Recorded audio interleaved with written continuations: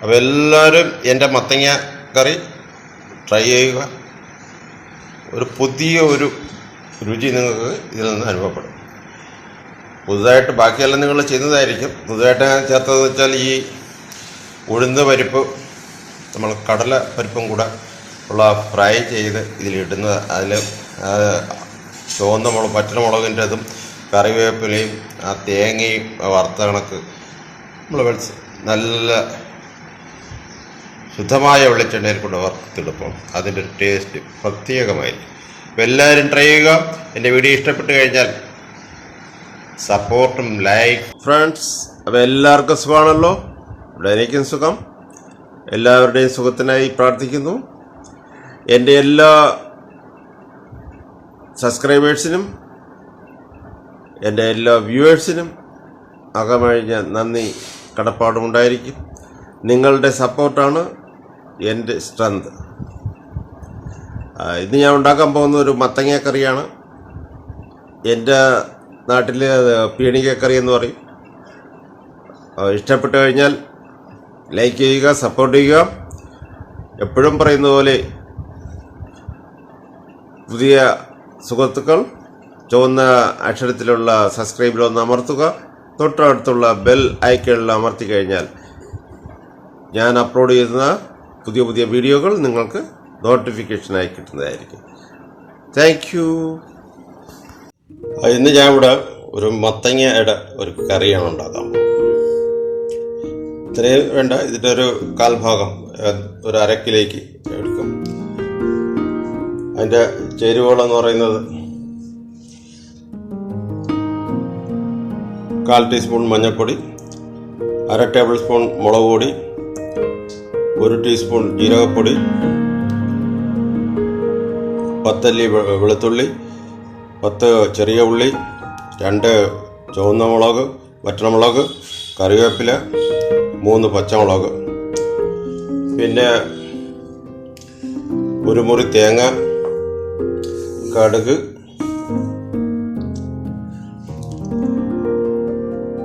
ഒരു ടീസ്പൂൺ ഉഴുന്ന് പരിപ്പാണ്, അതുപോലെ 1 ടീസ്പൂൺ കടലപ്പരിപ്പ്, പിന്നെ ആവശ്യത്തിന് ഉപ്പ്, വെളിച്ചെണ്ണ. അപ്പോൾ എങ്ങനെയാണ് ഉണ്ടാക്കുന്നത് നമുക്ക് നോക്കാം. ആദ്യമായി ഇതിനെ നമുക്ക് കണ്ടിക്കാം.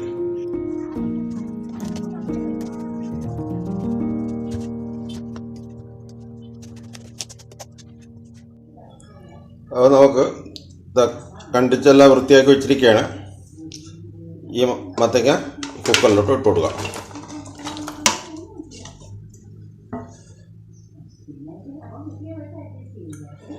ഇനി ഇതിൽ നമുക്ക് മഞ്ഞൾപ്പൊടിയും മുളക് പൊടിയും ഇടാം.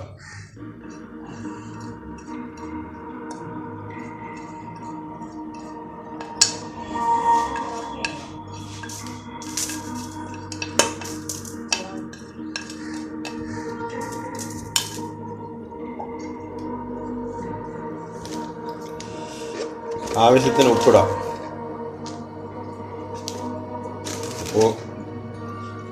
പിന്നീട് കുറവുണ്ടാക്കി ചേർക്കാം. ഇനി കുറച്ച് വെള്ളം ഒഴിക്കും.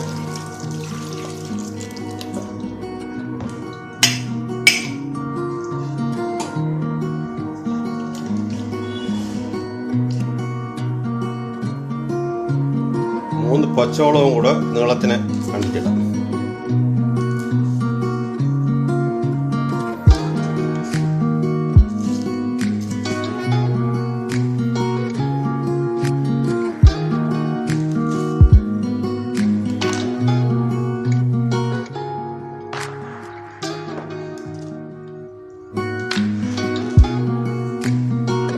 നമുക്ക് അടച്ച് വേവിച്ചെടുക്കാം. അപ്പോൾ നമുക്ക് ഇതിൻ്റെ അരച്ച് എടുക്കാനുള്ള സാധനങ്ങളിടാം. 5-6 വെളുത്തുള്ളി കഷ്ണം,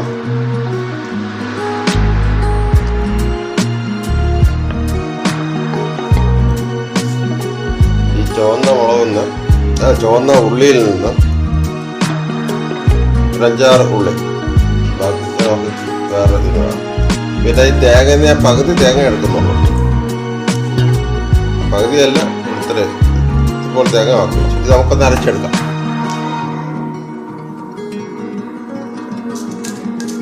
ഈ ജീരകപ്പൊടിയും കൂടെ ഇതിൻ്റെ കൂടെ ഇട്ട് അരിക്കണം. കറിവേപ്പിലയുടെ സ്വന്തം ഒരു ഇതാണ് ടേസ്റ്റിന് വേണ്ടി.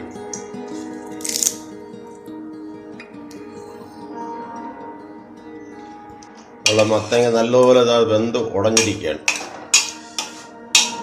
ഉടഞ്ഞു വന്നിട്ടുണ്ട്. ഇത്രയും മതി.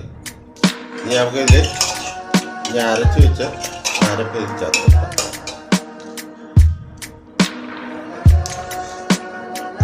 ഇങ്ങനെ അരച്ചാൽ മതി. ഇതിൽ നമ്മൾ തേങ്ങയും ചെറിയുള്ളി, വെളുത്തുള്ളി, ജീരകം, പിന്നെ ഒരു കറിവേപ്പില നമുക്ക് ഇതിലിട്ട് കൊടുക്കാം.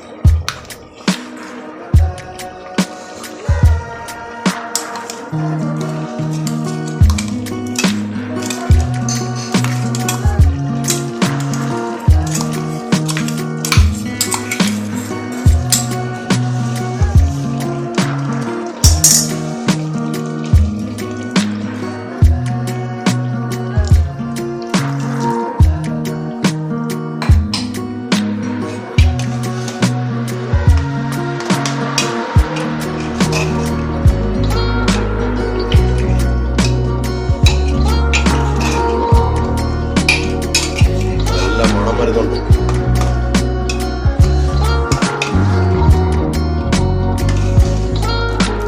ചെറുതായിട്ടൊന്ന് ചോദിച്ചാൽ മതി.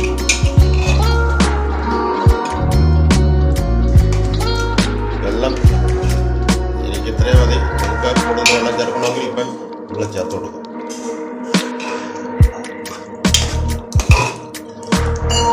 തിളച്ചു തുടങ്ങി. ഇനി നമുക്ക് ഇതിനെ മാറ്റി വെച്ചിട്ട് ഇതൊന്ന് കടുക് വറുക്കുന്നത് എങ്ങനെയാണെന്ന് നോക്കാം. ഇട്ട് വെച്ച് കൊടുക്കാം. ഞാൻ അവിടെ 2 ടേബിൾ സ്പൂൺ വെളിച്ചെണ്ണ എടുത്തിരിക്കുന്നതാണ്.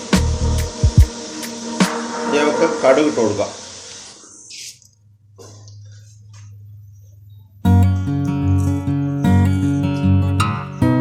കടുക് ഒന്ന് പൊട്ടി വരട്ടെ. ഇനി നമുക്ക് വറ്റലോടെ ഇട്ട് കൊടുക്കാം.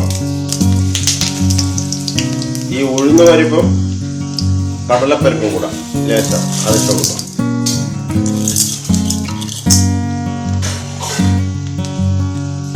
ചെറുള്ളി,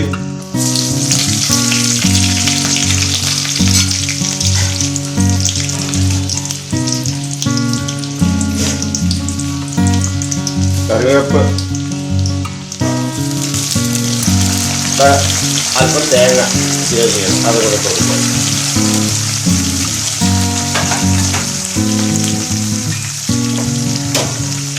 ഇളക്കി കൊടുക്കാം.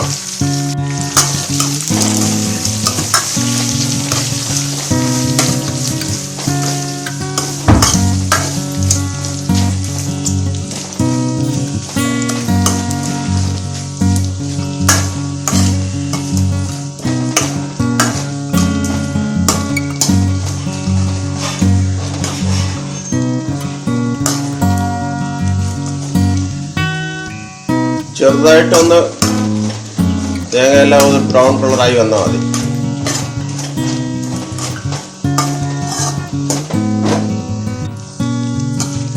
എല്ലാം നല്ല ബ്രൗൺ കളറായി കഴിഞ്ഞു. ഇനി നമുക്ക് ഇതിന് നമ്മളെ മത്തങ്ങ ഉണ്ടാക്കി വെച്ചിരിക്കുന്ന അതിൽ കൂടെ മുകളിൽ ഇട്ട് കൊടുക്കാം. നല്ല ഒരു മണം കിട്ടും. അതുപോലെ കഴിക്കപ്പം നിങ്ങൾക്ക് ഈ ഉഴുന്ന് പരിപ്പിൻ്റെയും കടലപ്പരിപ്പും ഫ്രൈ ആയ ഇതും കൂടെ കിടപ്പെടാന്നുള്ളത് പ്രത്യേക ഒരു ടേസ്റ്റായിരിക്കും. അപ്പോൾ ഇതേപോലെ പരിപ്പും ഉഴുന്ന് പരിപ്പും കൂടെ ഇട്ട് കടുക് വറുത്ത് താളിച്ച് നിങ്ങൾ ഉണ്ടാക്കി നോക്കണം. അപ്പോൾ നമുക്കിനി ഇത് സ്റ്റവ് ഓഫ് ചെയ്യാം.